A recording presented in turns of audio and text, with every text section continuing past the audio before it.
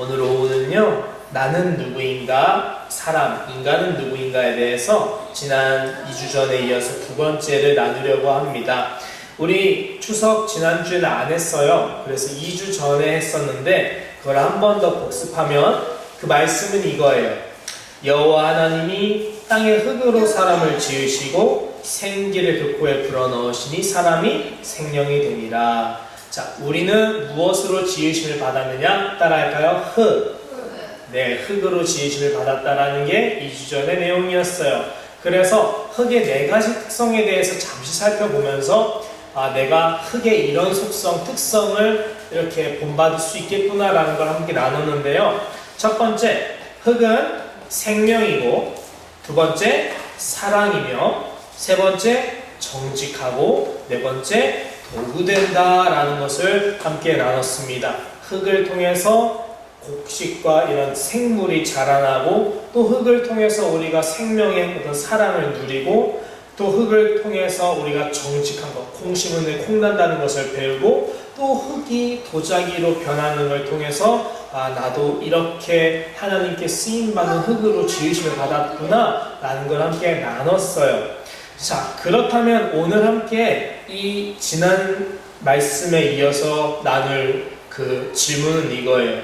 그렇다면 나는 이런 흙의 특성처럼 그런 삶을 살고 있느냐? 한번 자신을 평가하는 시간이라는 거죠. 내가 나를 평가해 본다면 나는 그렇게 살고 있는가? 근데 중요한 것은 내가 나를 평가하는 게 중요한 게 아니라 제3자가 객관적으로 나를 볼 때 평가하는 게 중요하겠지요. 그런데 그 가장 객관적인 평가는 누가 보는 평가냐? 하나님께서 나를 보실 때 어떻게 보시는지 그 평가가 가장 정확하고 객관적이다라는 거죠. 그렇다면 첫 번째, 하나님은 나를 과연 생명을 따라 사는 사람으로 판단하고 계시는가? 라고 물어볼 때 성경이 뭐라고 말을 하는지 한번 보겠습니다. 자, 제가 여기다가 놓지는 않았지만 예수님께서 바리새인들을 보고 이렇게 비판하셨어요. 뭐라고 비판하셨느냐? 회칠한 무덤과 같다라고 비판하셨어요. 여러분, 우리는 생명을 따라 살고 있나요? 라고 물어보면 네, 저는 생명을 따라 살고 있습니다 라고 대답하면 참 좋겠지만 수많은 사람들이 그런 질문을 할 때 예수님의 답은 이랬어요. 너희는 생명을 따라 살지 못하고 있고 어떤 회칠한 무덤과 같다라는 거예요. 자, 회칠한 무덤은 이런 거예요. 무덤은, 우리나라 무덤은 이렇게 분봉한다 할까요? 뭐랄까, 이렇게 언덕이 있잖아요. 우리나라는 묘가 있잖아요. 근데 이 이스라엘에서 묘는 그런 묘가 아니에요. 막 흙으로 쌓고 잔디를 심고 그런 묘가 아니라요. 거긴 다 바위산이라 바위를 동굴처럼 깎아서 거기를 돌로 굴려서 입구를 막아버려요. 그게 끝이에요. 제가 무덤에 들어가 봤어요. 물론 시신은 없습니다. 무덤에 들어갔는데 정말 동굴에 가족이 들어갈 만한 굴을 파놨더라고요. 그리고 그거를 돌로 이렇게 막는 거예요. 근데 막으면 돌이 완벽하게 동그랗지 않으니까 그 사이로 유해들이 막 뼈다귀 같은 것들이 막 나온단 말이에요. 그거를 거기에 죽은 것을 보이지 않게 하려고 그 무덤에 뭘 칠하냐면 회를 칠한다라는 거예요. 회. 그래서 회칠한 무덤이라는 것은요, 속에는 사망밖에 없고 썩어 문드러진 그런 모습이지만 겉에서 볼 때는 그런 게 있어? 멀쩡해 보이는 걸 회칠한 무덤이라고 그래요. 나는 생명을 따라 살고 있는가? 라고 물을 때 예수님은 뭐라 비판하시냐? 너희는 회칠한 무덤처럼 살고 있구나 라고 바리새인에게 비판하고 계세요. 두 번째, 하나님은 내가 사랑의 삶을 살고 있다고 판단을 하실까? 물어볼 때 예수님께서 이렇게 말씀하셨어요. 자, 들어보세요. 내가 너에게 이르는데 너희가 너희를 사랑하는 사람을 사랑하면 무슨 상이 있겠느냐? 세리도 이같이 아니하느냐?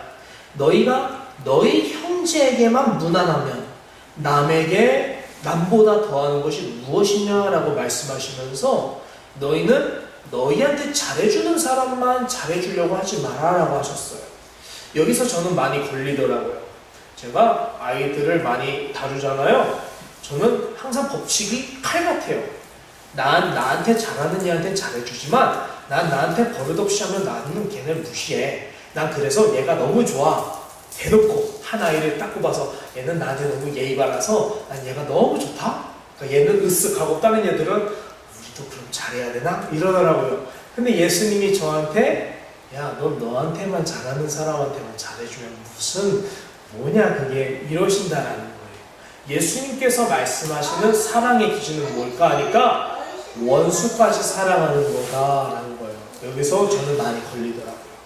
세 번째, 우리는 정직하게 살고 있다라고 판단할 때 하나님이 그렇게 판단하실까요? 하나님은 또 여기서도 우리에게 하나 태클을 거세요. 뭐냐? 우리가 정직한 길을 걸어가기커녕 정직한 길을 떠나는 길을 걷고 있다라고 판단하세요. 아이고, 저도 그런 것 같아요. 제 인생의 뒤를 한번 다 돌아보면 제 모든 인생의 것들을 다 사람들 만천하에 공개해도 떳떳하냐? 아유, 전 숨길 게 너무 많아요. 세상에는 숨길 게 너무 많더라고요. 하나님 보실 때 정직한 사람이 그만큼 없다라는 거예요. 네 번째, 나는 하나님 보실 때 올바른 도구로 살고 있는가? 그런데 여기서도 하나님은 태클을 거세요. 뭐라고 하시냐?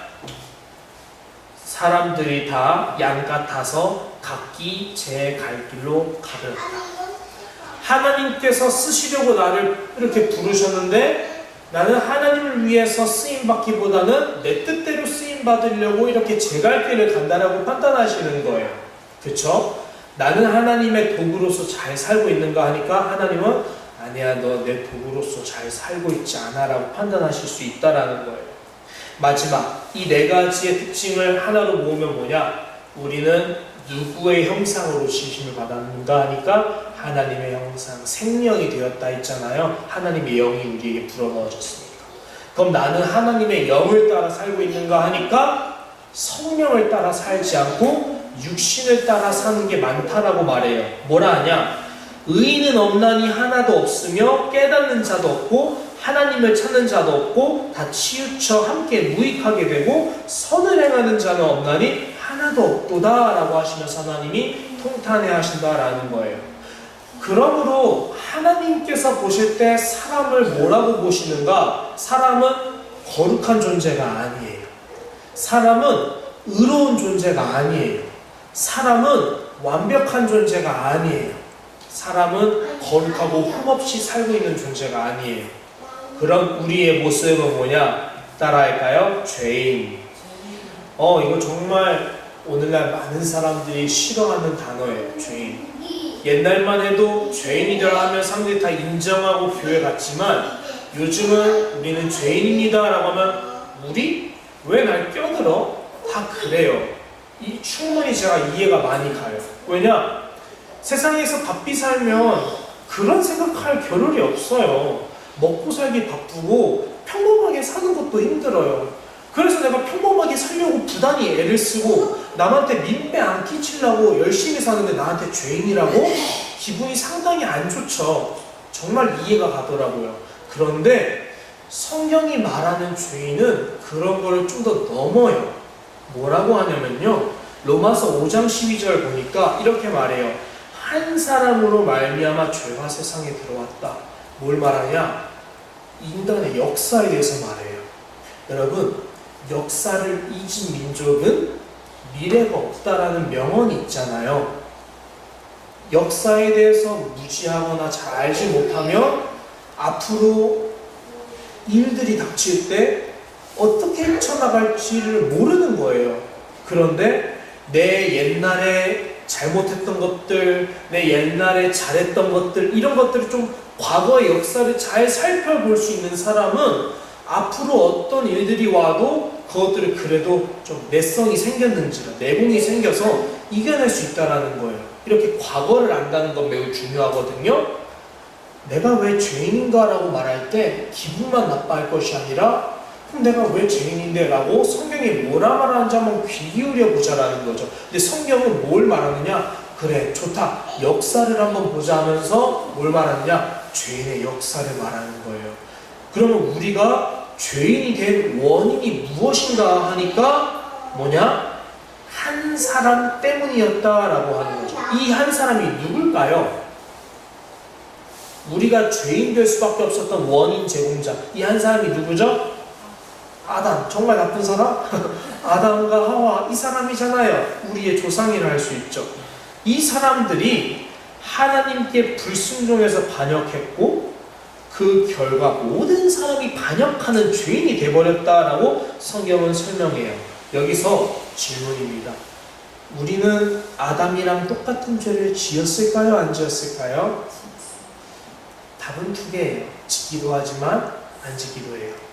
안 짓는다는 것은 하나님께 불순종하는 건 똑같이 짓고 있지만 똑같지 않은 게 있어요. 아담은 하나님께서 금하신 선악과를 먹었어요. 근데 여러분은 선악과 먹었어요? 안 먹었어요? 안 먹었잖아요. 그럼 내가 무슨 죄라고 나까지 아담이랑 밀타기 작전으로 죽어버리는 건가? 질문이 되죠. 자, 이제 얼른 말 잘하네. 자, 볼게요. 우리가 아담과 같이 죄를 짓지 않아도 여전히 죄인인 이유에 대해서 제가 말했어요. 아담이 죄를 지었고 나는 죄를 안 지었는데 왜 내가 죄인이 돼야 돼? 이에 대해서 성경이 말하는 건 이거예요. 아담이 죄인이 된 것은요, 여러분 잘 들으셔야 돼요. 오염됐다는 거예요. 오염. 다시 아담이 죄인이 됐다는 게 뭐라고요? 오염이 됐다는 거예요. 여러분 수건이 깨끗한데 수건이 한번 더러워져서 걸레로 쓰기 시작하면은 빨아도 그게 지워져요? 안 지워져요? 지워졌으면 참 좋겠어요. 근데 안 지워진단 말이에요. 그러니까 그건 이제 계속 수건으로 못 쓰는 거예요. 아담이 한 번 죄를 지면요 다시 깨끗해질 수 없었어요. 그래서 아담은 이제부터 죄인이 돼버렸어요. 오염이 됐어요. 그러면 아담이 오염됐기 때문에 아담의 자손들은 어떤 것 가운데서 태어난 사람들일까요? 깨끗한 가운데 태어난 사람일까요? 아니면 오염된 가운데 태어난 사람일까요? 오염된 상태 안에서 태어난 사람들이라는 거예요. 그래서 그것을 두고 우리가 뭐라 하느냐? 원죄라 해요. 원죄. 내가 지금 내 마음대로 짓는 것을 스스로 자짜 써서 자범죄라 하지만 내가 짓지 않은 채 내가 짓지 않아도 원래부터 갖고 태어난 이 죄성을 뭐라 하냐면 원죄라 해요. 원래 갖고 있던 죄. 이 원인이 뭐라는 걸까요? 아담의 범죄였다. 그래서 우리도 죄 가운데 태어났기 때문에 죄를 지을 수밖에 없도록 오염된 채 태어났다라는 거예요. 너무 마음이 힘들고 아프지만 우리 현실을 보면 정말 그래요. 성경은 이걸 이렇게 말하죠. 자, 말씀 보니까 이렇게 돼요. 아담의 범죄와 같은 죄, 선악과 따먹은 죄예요. 아담의 범죄와 같은 죄를 짓지 않은 사람들까지도 뭐가 왕노릇하기 시작했어요? 사망이 왕노릇하기 시작했다. 이 사망은 죽음의 권세를 말하고요, 죄의 권세를 말하겠죠. 그 증거로 우리는 선악과를 먹은 적이 없지만 죄를 짓긴 하죠.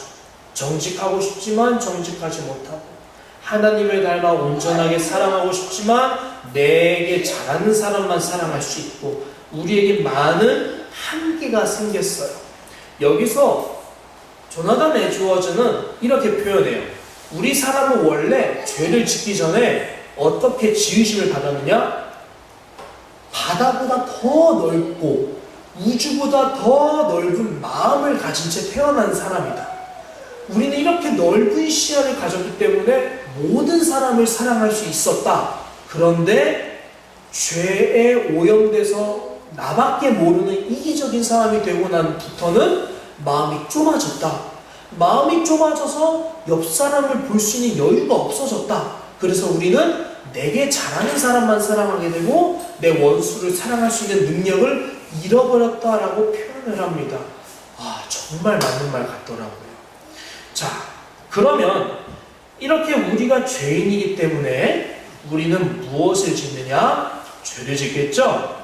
이 죄에 대해서 성경이 이렇게 말합니다. 죄는 무엇일까? 읽어볼까요? 앞에 죄 시작. 화살이 관역에서 벗어나는 것. 죄는 하마르티아라는데 원래 뜻은 화살이 관역에서 벗어나다예요.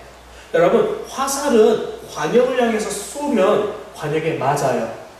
그런데 화살이 관역에 빗 맞는 것은 왜 그래요? 관역을 벗어나서 쐈기 때문이에요. 그래요. 우리는 화살입니다. 하나님은 궁수세요. 하나님은 관역을 향해서 우리를 이렇게 겨누셨어요. 근데 화살인 우리가 난 저 하나님의 뜻을 따라 관역에 가기 싫어요. 그래서 하나님의 뜻이라는 관역을 빗나가려 해요. 그래서 하나님이 우리를 쏘셨지만 우리는 내 뜻대로 할래 해가지고 옆으로 관역을 벗어나는 거예요. 이걸 뭐라 한다는 거예요? 죄라는 거예요. 그러니까 죄는 어떤 특별한 나쁜 짓을 짓는 것도 죄라 하지만 더 근본적인 죄의 의미는 하나님의 뜻을 떠나는 것 자체가 죄라고 말을 하는 거예요. 하나님의 뜻은 십계명이라 했죠? 부부끼리 서로 사랑하고 이웃을 사랑하고. 그러면 하나님의 뜻을 벗어나는 거?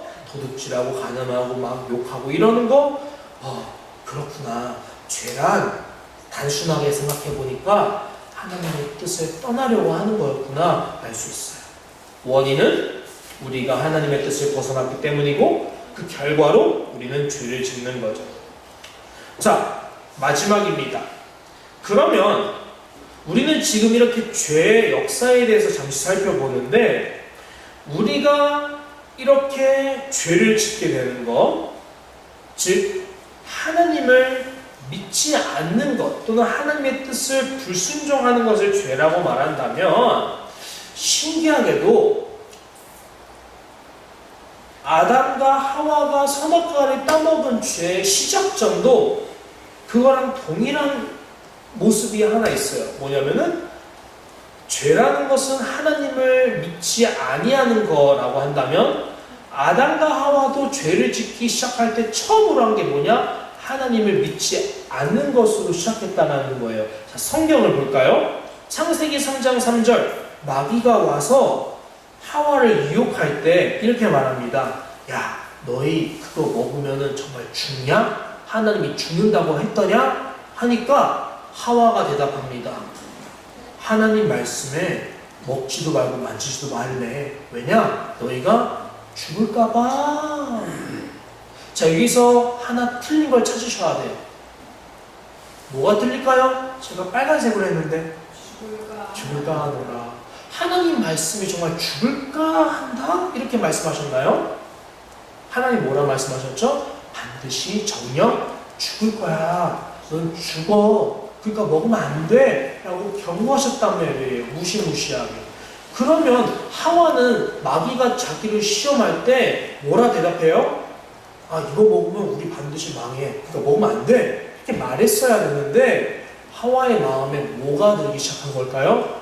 반드시 죽을 것이다 라는 하나님의 그 말씀에 대해서 의심이 있기 시작하고 불신이 싹을 트기 시작하니까 죽을까 하노라 하신 것 같아. 마귀한테 그렇게 반문으로 말하게 된 거예요. 자, 여러분, 하나님을 믿지 않는 것이 그러므로 관역을 벗어난 것이다 라는 걸 알 수 있어요. 다시, 죄라는 것은 관역을 벗어나는 거라면 관역을 벗어난다는 것은 결국 하나님이 하신 말씀에 대해서 의심하고 불신하는 것을 두고 관역을 벗어나는 겁니다.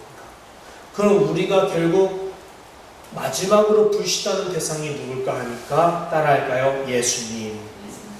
왜요? 예수님이 무엇으로 오셨어요? 말씀이 육신이 되어 오셨다고 말씀하잖아요. 예수님은 내가 곧 길이요 진리요라고 했잖아요. 진리의 말씀으로 오신 예수님을 우리가 의심하거나 믿지 못하는 것도 죄라고 할 수 있어요. 그럼 죄의 삭은 결국 무엇일까 하니까 사망이라고 하고, 반대로 예수님을 믿으면 뭐가 돼요? 영생이라는 걸 알 수 있는데요.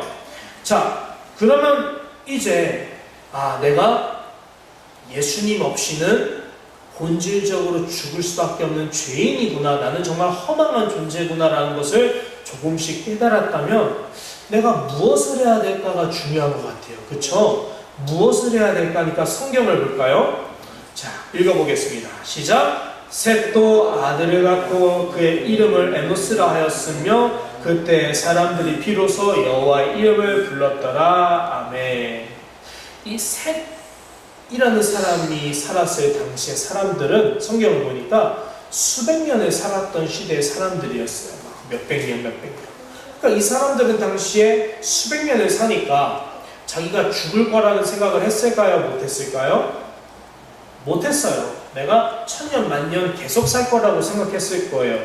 그런데 시간이 흐르고 누군가 죽어가는 일이 발생하니까 점점 깨달은 거예요. 뭘 깨달았을까 그때? 비로소 나는 천년 만년 살 줄 알았는데 나는 결국 죽게 되는구나. 죽음을 피할 수는 없구나 깨달았어요. 그래서 그때 셋이 아들을 낳고 그 아들의 이름을 뭐라고 했느냐? 에노스라 했잖아요. 에노스의 뜻이 무엇인가 하니까 뭐래요?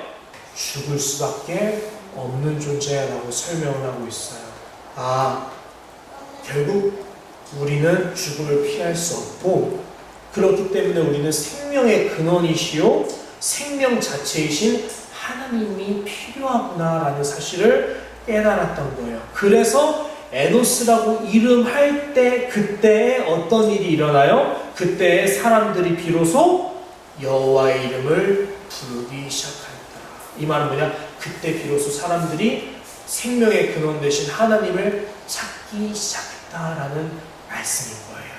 말씀을 이제 결론 지으려고 해요. 여러분도 내 자신이 에노스처럼 죽을 수밖에 없는 죄인이라는 사실을 조금씩 깨달았다면 우리가 지금부터 해야 할 일은요 딱 하나예요. 하나님의 이름을 부르는 거예요. 내가 에노스와 같은 사람임을 깨달았다면 무엇을 해야 된다고요? 하나님의 이름을 불러야 하는구나. 그럼 하나님의 이름을 부르는 것은 결국 무엇인가? 이겁니다. 함께 읽겠습니다. 시작! 예수께서 이르시되 내가 곧 길이요 진리요 생명이니 나로 말미암지 않고는 아버지께로 올 자가 없느니라. 아멘. 말씀을 맺도록 하겠습니다. 나의 죄를 대신 지고 십자가에서 그 모든 사망을 다 대신 짊어지신 분이 계세요. 예수님이죠. 예수님 때문에 내가 죽지 않아도 되는 거예요. 예수님 때문에 내가 영원히 살 수 있게 자격을 얻을 수 있는 거예요. 그렇기 때문에 예수님을 통해서만 우리는 길을 발견할 수 있고요. 예수님을 통해서만 우리는 인생의 진리를 알 수 있고요. 예수님을 통해서만 영원한 생명을 얻을 수 있어요. 우리가 예수님을 인생의 목적으로 삼아서 영원한 삶으로 나아가는 오산교회가 되길 바라요. 기도하겠습니다. 사랑하는 예수님 감사합니다. 예수님은 우리의 길이 되십니다. 예수님은 우리의 진리 되십니다. 예수님은 우리의 영원한 생명 되십니다. 우리가 에노스임을 깨달아서 예수님, 영원한 생명 되신 예수님만을 부르며 살아갈 수 있게 해주세요. 예수님 이름으로 기도합니다. 아멘.